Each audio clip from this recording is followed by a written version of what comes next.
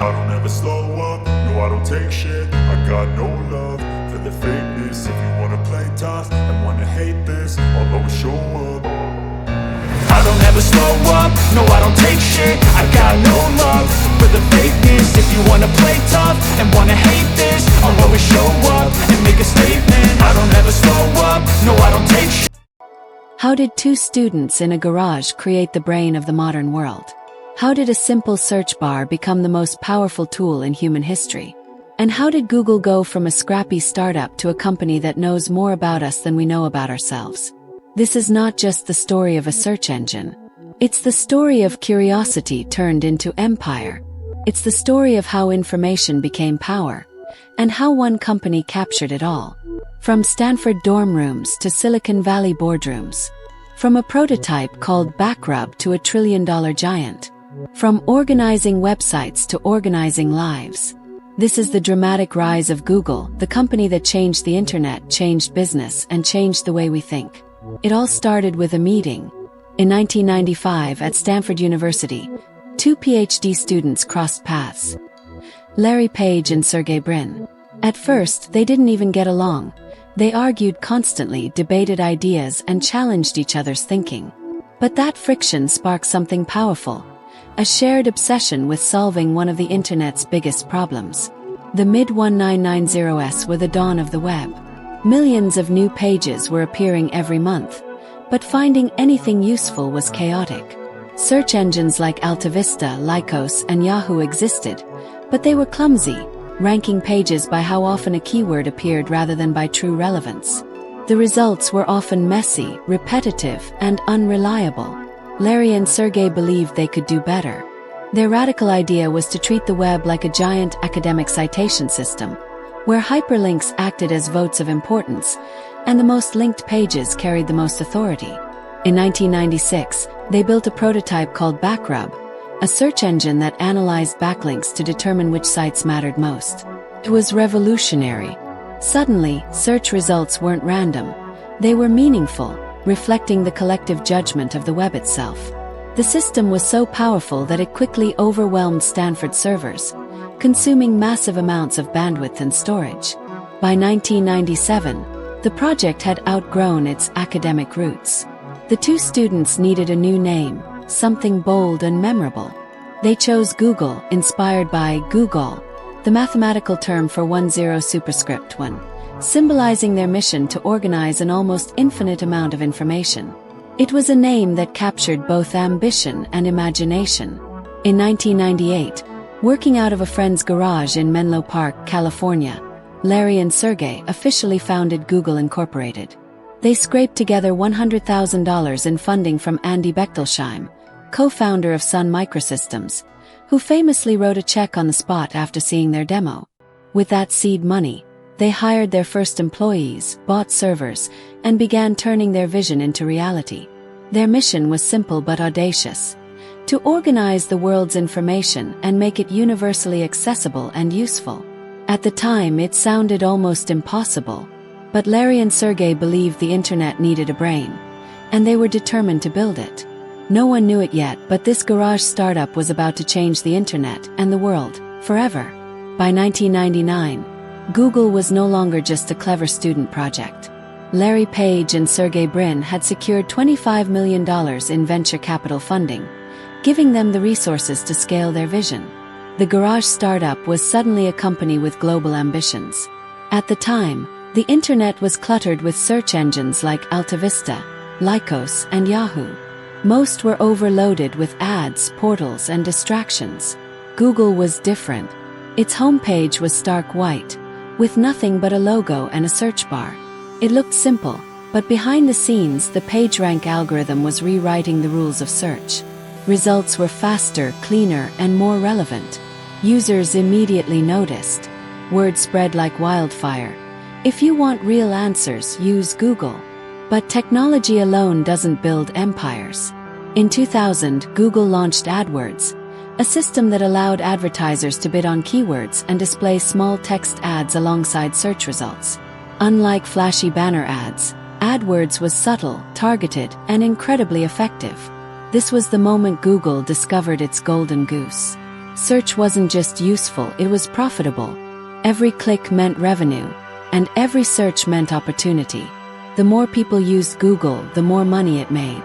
By 2001, Google was processing billions of searches per year. The company expanded rapidly, hiring engineers, building data centers, and opening offices around the world. In 2002, Google became the most popular search engine on the planet, surpassing Yahoo and AltaVista. In 2004, the company went public in one of Silicon Valley's most anticipated IPOs. The offering raised $1.67 billion, instantly valuing Google at over $23 billion. Overnight, Larry Page and Sergey Brin became billionaires, and Google transformed from a startup into a global tech giant. But Google wasn't just another corporation. It had a culture, playful, ambitious, and unconventional. Employees worked in open spaces, enjoyed free meals, and were encouraged to spend 20% of their time on personal projects. This Google culture became legendary, attracting the brightest minds in technology.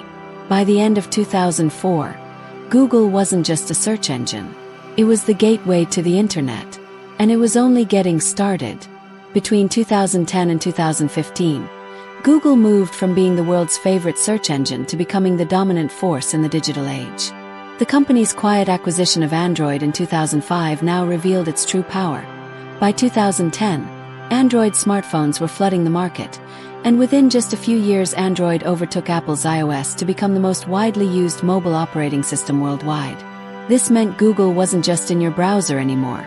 It was in your pocket, shaping the daily lives of billions. At the same time, Google Chrome, launched in 2008, rapidly gained popularity and by 2012 had surpassed Internet Explorer and Firefox, cementing itself as the world's leading browser. With Chrome, Google controlled the gateway to the internet, ensuring that users entered the web through its ecosystem. Search itself evolved dramatically during this era. In 2010, Google introduced Google Instant, displaying results as users typed, making search faster and more intuitive. Major algorithm updates followed. Panda 2011 targeted low-quality content farms, Penguin 2012 cracked down on web spam, and Hummingbird 2013 enabled semantic search, integrating with a knowledge graph to provide direct answers rather than just links. In 2014, the Pigeon update reshaped local search, and by 2015 Google was prioritizing mobile-friendly websites, reflecting the shift to smartphones. These changes didn't just refine search, they redefined how information was organized and consumed globally.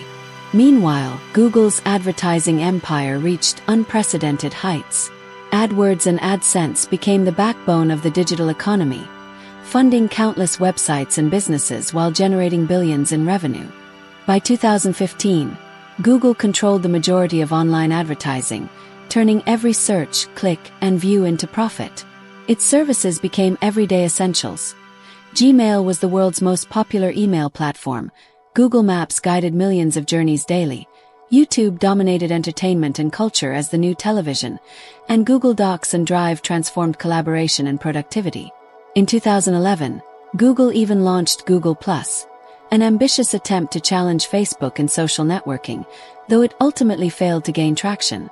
By the middle of the decade, Google had reached over 1 billion unique monthly visitors, a milestone that underscored its dominance. It wasn't just part of the internet anymore, it was the internet. From search and advertising to mobile video and productivity, Google's products defined how people worked, traveled, learned, and entertained themselves. The years 2010 to 2015 cemented Google's transformation from a powerful company into a global empire, one that shaped not only the digital economy but also the very fabric of modern life. In 2015, Google announced one of the most dramatic transformations in its history: the creation of a new parent company called Alphabet Incorporated.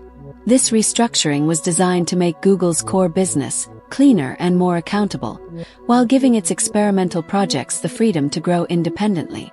Google itself became a subsidiary focused on search, ads, YouTube, Android, and Chrome, while Alphabet took charge of ventures far beyond internet services. From life sciences and healthcare to self-driving cars, robotics, and longevity research, The move also provided greater financial transparency, separating Google's massive advertising revenues from the riskier other bets like Waymo, autonomous vehicles, Verily, health technology, Calico, anti-aging research, and Wing, drone delivery. This era also marked a leadership shift. In 2019, founders Larry Page and Sergey Brin stepped back from executive roles, handing the reins of both Google and Alphabet to Sundar Pichai, who had already proven himself by leading Google's product and engineering divisions. Under Pichai, Alphabet doubled down on artificial intelligence, weaving machine learning into nearly every product. Search became predictive, Google Photos recognized faces and objects, Google Translate improved dramatically, and Google Assistant brought voice AI into homes and smartphones. Alphabet also expanded aggressively into cloud computing, positioning Google Cloud as a competitor to Amazon Web Services and Microsoft Azure. Financially, Alphabet soared. By 2024, it reported revenues of over $350 billion and net income exceeding $100 billion, making it one of the most profitable companies in the world. Yet with success came scrutiny. Alphabet faced antitrust investigations in the US, Europe, and Asia, accused of monopolistic practices in search and advertising. It also dealt with controversies around privacy, labor disputes, and massive layoffs in 2023. Despite these challenges, Alphabet continued to invest in long-term projects, including quantum computing, healthcare innovations, and sustainability initiatives aimed at running entirely on renewable energy. By the mid-2020s, Alphabet was no longer just a tech company. It was a global conglomerate shaping the future of AI, transportation, healthcare, and digital infrastructure. The restructuring had achieved its purpose. Google remained the everyday engine of information, while Alphabet became the umbrella for bold experiments that could redefine industries. Today, Google is not just a company. It is a global infrastructure woven into the fabric of modern life. More than 90% of worldwide search queries pass through Google, making it the default gateway to human knowledge. Every second, millions of people type questions into its search bar, and Google's algorithms decide what answers they see. This power is unprecedented in human history. One company effectively curates the world's information. This ecosystem is everywhere. YouTube has become the largest video platform on Earth, with billions of monthly users and a cultural influence rivaling television. Android powers the majority of smartphones worldwide, ensuring Google's presence in the pockets of billions. Chrome dominates as the world's browser, while Gmail, Maps, Drive, and Docs have become daily essentials for communication, navigation, and productivity. Together, these services make Google not just a tool but a necessity. Artificial intelligence now sits at the heart of Google's strategy. Search results are personalized and predictive. Google Photos can recognize faces and objects, translate bridges languages instantly, and Google Assistant brings voice AI into homes and cars. The company's AI research arm, DeepMind, has achieved breakthroughs in protein folding, medical imaging, and reinforcement learning, proving that Google is not only shaping the internet but also advancing science itself. Meanwhile, Google Cloud has grown into a major competitor in enterprise computing, serving businesses, governments, and institutions worldwide. Alphabet's other bets, like Waymo's self-driving cars, Verily's health technology, and Calico's longevity research, show Google's ambition to move beyond digital services into industries that could redefine human life. But with dominance comes scrutiny. Regulators in the US, Europe, and Asia have launched antitrust investigations, questioning whether Google's control over search and advertising is monopolistic. Privacy advocates warn about the vast amount of data Google collects, while critics argue that its influence over information shapes public opinion, politics, and even democracy itself. Internally, Google has faced employee protests over ethics in AI, labor disputes, and massive layoffs in 2023, revealing the tensions of managing a company of such scale. Despite these challenges, Google remains indispensable. Its products are used by billions every day, and its decisions ripple across the globe. In the 2020s, Google stands as both a tool and a titan, the company that organizes the world's information while raising profound questions about power, privacy, and the future of technology. From a humble garage in Menlo Park to a trillion-dollar empire, Google's story is one of vision, ambition, and relentless innovation. What began as a student experiment to organize the chaos of the web has become the backbone of the digital age, shaping how billions of people search, communicate, navigate, and entertain themselves. Today, Google is not just a company, it is a global infrastructure of knowledge, a digital nervous system connecting humanity. But the story doesn't end here. The future of Google and Alphabet is being written right now. Artificial intelligence is the company's beating heart, with breakthroughs in natural language, predictive algorithms, and generative models already transforming search, translation, and everyday tools. Quantum computing promises to unlock unimaginable processing power, while healthcare projects like Verily and Calico aim to extend human life and fight disease. Sustainability is another frontier. Google has pledged to run entirely on renewable energy and is investing in technologies to reduce its carbon footprint, positioning itself as a leader in the fight against climate change. Yet with these ambitions come challenges. Regulators around the world are questioning whether Google's dominance in search and advertising is too powerful. Privacy advocates warn about the vast amount of data the company collects, while critics argue that its influence over information shapes culture, politics, and even democracy itself.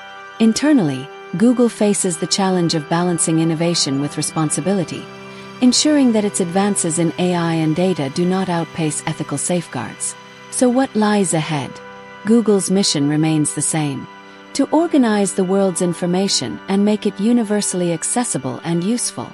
But the scale of that mission has grown beyond anything Larry Page and Sergey Brin could have imagined in 1998. The company is no longer just organizing websites, it is organizing lives, industries, and even the future of humanity. The question is not whether Google will continue to grow, but how it will shape the world we live in. Will it remain a trusted tool that empowers billions, or will it become a corporation too powerful to control? The answer will define not only Google's destiny, but the future of the digital age itself. Subscribe and like us. There will be many more stories about great companies here.